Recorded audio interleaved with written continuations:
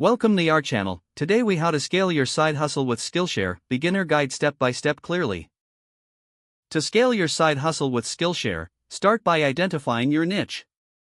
Research your target audience to understand their needs and preferences. Create a compelling profile on Skillshare, showcasing your skills and expertise. Develop a standout course outline that addresses your audience's pain points. Invest time in producing high-quality video content that is engaging and informative. Utilize visuals and real-world examples to enhance the learning experience. Record your lessons in a well-lit and quiet environment to ensure clear audio and video. Edit your videos to maintain a professional look, using simple editing software if necessary. Upload your completed course to Skillshare, following their guidelines for formatting. Craft an enticing course title and description that highlights its value.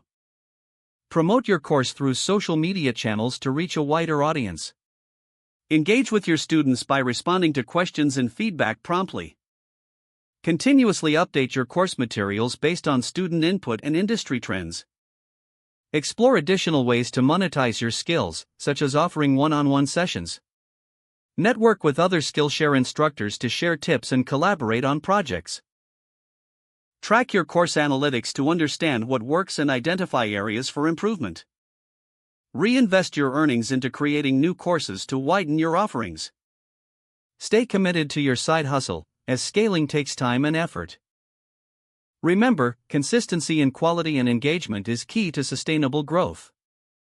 With dedication and the right strategies, you can successfully scale your side hustle with Skillshare.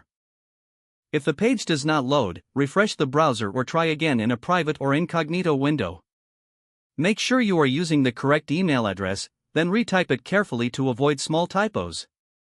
If your password is not accepted, use the reset option and create a new strong password you can remember.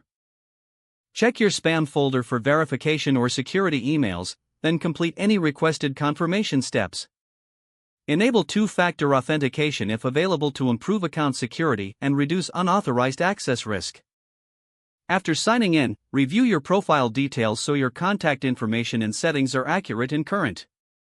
If you see an error message, note it down and try again after restarting your device and internet connection. Log out when you finish, especially on shared devices, to keep your account and payment information secure. Don't forget to like this video and subscribe to our channel for more step-by-step tech guides.